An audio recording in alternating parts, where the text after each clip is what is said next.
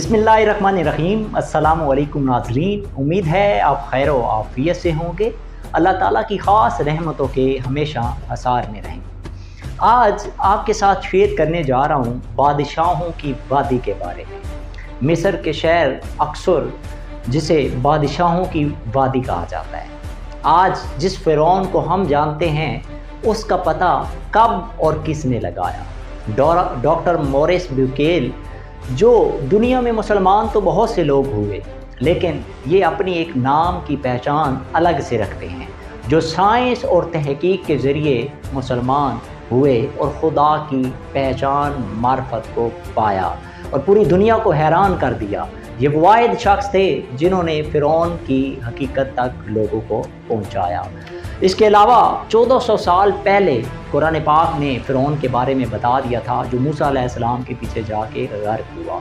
तो बाद में इतने फ़िरौन जिनकी डेथ हुई थी, इसकी हकीकत का पता किसने लगाया। और बहुत से सवालात जो हमारे ज़हनों में घूमते हैं फ़िरौन से रिलेटेड और कुरान पाक की साइंसी तहकीकात और मोजज़े के बारे में, आज आप सुनेंगे तो हैरान रह जाएंगे, आपका ईमान ताज़ा हो जाएगा। तो सुनिए, हम चलते हैं आज मिस्र के शहर अक्सर में। वहाँ पे 1799 ज़मीन की खुदाई का अमल जारी था। फ़िरौनों की लाशों को ढूंढने का अमल जारी था। विक्टर लो एक लाश मिली और उसको 1898 में कायरा में मुंतकिल कर दिया गया। बाद में वो मिस्र का कैपिटल बना। 1898 से 1907 तक ये मम्मी काहिरा के अंदर रही। उसके बाद 8 जुलाई 1907 को एक और साइंसदान लीड स्मिथ को वहाँ से, जब ये हुकूमती कोशिशें जारी थीं, तो उसी दौरान ये लाश की तहकीकात कर रहा था। उसके दौरान ये जो डॉक्टर मॉरिस ब्यूकेल हैं, ये एक नामवर साइंसदान था। एक फ्रांस का एक बहुत बड़ा साइंसदान था, अपनी एक पहचान रखता था, इसकी पूरी टीम थी और अपनी एक पहचान रखता था। इसने मिस्र से दरख्वास्त की कि इस लाश को, इस मम्मी को हमें तहकीक करने की इजाज़त दी जाए। उसे बाकायदा मिस्र की हुकूमत की तरफ से इजाज़त मिल गई और वो और उसकी पूरी टीम तहकीक करने वहाँ पहुँच गई। दिन रात एक किया, तहकीक करते रहे वहाँ पे। 1975 को उसको इजाज़त मिली और इस लाश को वहाँ महफूज हुए 3000 साल हो चुके थे। एक सादा से शीशे के केस में रखी गई थी। इस लाश के जो सीने के हिस्से की तहकीकात की गई, इसके पेट के अंदर के हिस्से की तहकीकात की गई, मुख्तलिफ वे से इसकी तहकीकात की गई, क्योंकि उनके साथ एक पूरी टीम जो है वो मौजूद थी। बाद में इन्होंने दरख्वास्त की कि यहाँ पे इतनी मशीनरी नहीं है, तो हम इसको फ्रांस ले जाते हैं, वहाँ मुकम्मल तहकीकात करते हैं। ये इनकी पूरी टीम उस लाश मम्मी को लेके वहाँ से पहुँच गए। अभी तक ये पता था कि ये एक फ़िरौन की लाश है, मम्मी है, ठीक है। उसके बाद ये फ्रांस मुंतकिल करते हैं। वहाँ जाके पूरी मशीनरियों का ज़ोर लगा के, जदीद टेक्नोलॉजी को इस्तेमाल करके हर शोबे के डॉक्टर की टीम पे मुश्तमिल तहकीकात की जाती हैं। लेकिन यहाँ डॉक्टर मॉरिस ब्यूकेल हैरत ज़दा रह जाते हैं। वो अपनी किताब में लिखते हैं, उनकी किताब है जिसका नाम है the Bible, the Quran and science. The Bible, the Quran and science. आप नाम से ही ज़रा अंदाज़ा लगाइएगा। ये उस वक्त लिखते हैं जब वो तहकीकात कर रहे होते हैं।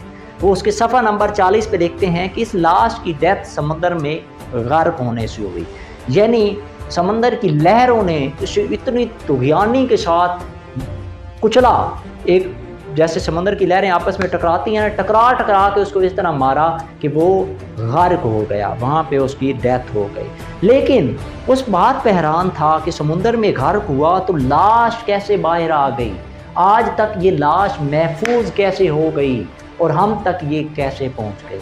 इस बात पे वो हैरत ज़दा था। साइंसदान था ना, तहकीक करने वाला, सोचने वाला, बात की खोज में पढ़ने वाला। उसने सोचा, उसने खोज लगाई।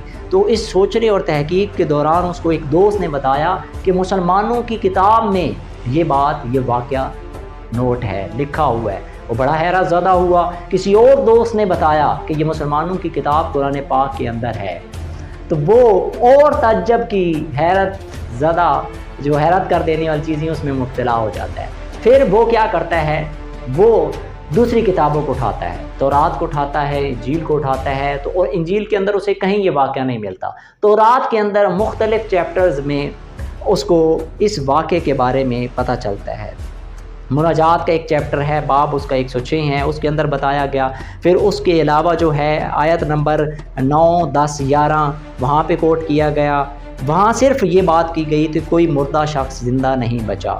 اس کے بعد پھر اسی باب میں 136 میں آیت نمبر 13، 14 اور 15 میں دوبارہ تورات کے اندر صرف یہ بتایا گیا کہ کوئی شخص زندہ نہیں بچا۔ تورات واحد کے سورس تھا اس ڈاکٹر مورس بیوکیل کے لیے کہ وہ اس واقعے کی حقیقت تک پہنچتا کہ لاش فرعون کی باہر کیسے آئی، لیکن وہ اس حقیقت تک نہیں پہنچ سکا۔ ابھی تک وہ اس کی کھوج میں تھا کہ یہ مجھے بات مل جائے۔ ابھی اس نے قرآن پاک کو اسٹڈی نہیں کیا تھا، اس نے اپنی، کیونکہ اس مذہب سے تعلق نہیں رکھتا تھا، اپنے مذہب کی کتابیں اس نے کھنگال ماری اور اس نے سارا کوشش کی کہ مجھے کوئی اس کا ریفرنس، کوئی مجھے اس کا ہنٹ مل جائے، کہیں سے میں اس کھوج کی اپنی حقیقت تک پہنچ جاؤں۔ کئی راتیں جاگا، کیونکہ اللہ تعالیٰ نے اسے اس روشنی سے آشناس کروا دیا تھا، اس نے حقیقت تک پہنچنا شروع کر دیا تھا۔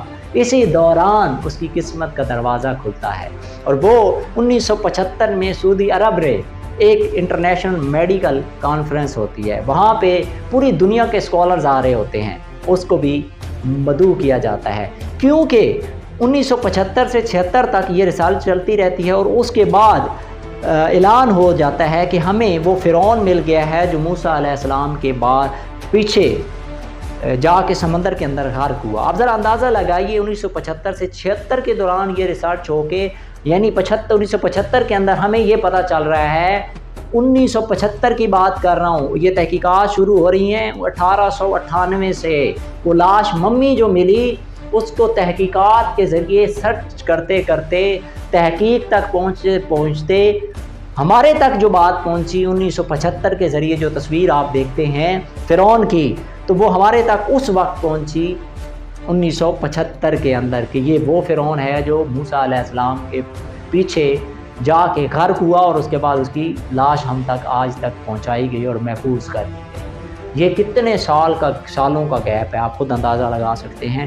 اس کے بعد جو اس نے اعلان کیا نا اس بات کا، تو اس کے بعد TV channel, newspaper, ہر طرف یہ بات پھیل گئی۔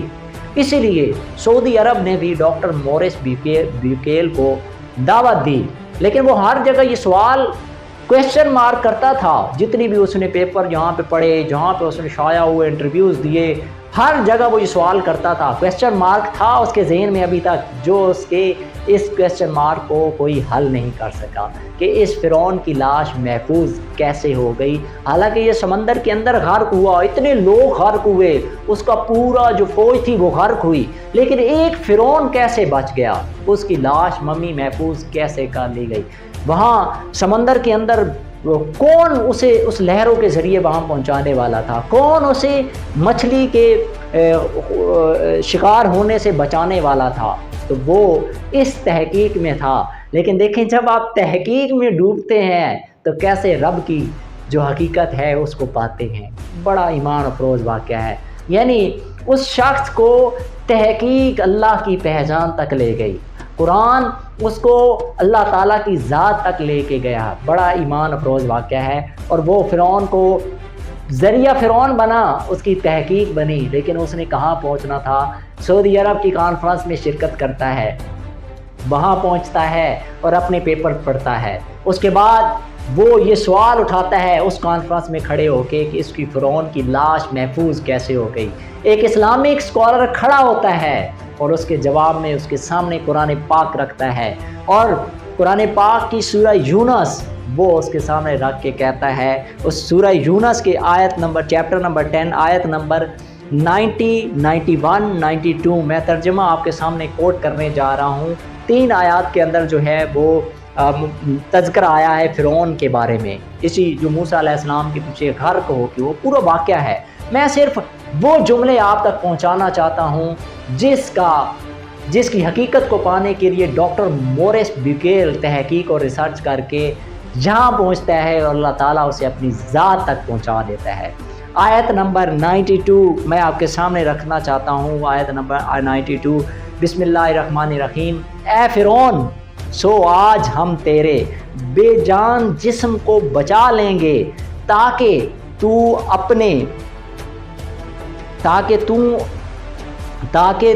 اپنے بعد والوں کے لیے عبرت کا نشان ہو سکے، اور بے شک اکثر لوگ ہماری نشانیوں کو سمجھنے سے غافل ہیں۔ جب یہ جملے ڈاکٹر مورس بیکیل سنتے ہیں اور اس کو سمجھتے ہیں، وہ اپنے جذبات پہ کنٹرول نہیں کر پاتے، وہ اسی کانفرنس میں کھڑے ہو کے کہتے ہیں لا الہ اشہد ان لا الہ الا اللہ واشہد ان محمد عبدہ ورسولہ، کلمہ پڑھتے ہیں اور مسلمان ہو جاتے ہیں۔ کیسے اس نے اللہ تعالیٰ کی حقیقت کو پا لیا، بڑا ایمان افروز واقعہ ہے۔ یعنی آپ دیکھیں کیا اللہ تعالیٰ نے اس کو اپنا رستہ دکھانا تھا۔ آج وہ ایک گورا تھا، وہ ایک غیر مذہب تعلق رکھنے والا تھا، تحقیق کر کے ریسرچ کر کے اس نے خدا کو پا لیا۔ آج ہمارے پاس سب کچھ موجود ہونے کے باوجود ہم خدا سے دور ہیں۔ ہمیں آج پھر پلٹنا ہوگا اپنی اسی اسلاف کی طرف جنہوں نے پہچان بنائی، اسلام کو کونے کونے تک پہنچایا۔ آج ہم کدھر بھٹک رہے ہیں؟ ہمیں پلٹ کے پھر اسی جگہ آنا ہوگا جو ہمارے اسلاف نے اپنایا اور جو ہمیں اپنے دین ہمارا دین بتاتا ہے۔ اللہ تعالیٰ ہمیں صحیح معنوں میں عمل کرنے کی توفیق عطا کرے، اپنا اور اپنے چاہنے والوں کا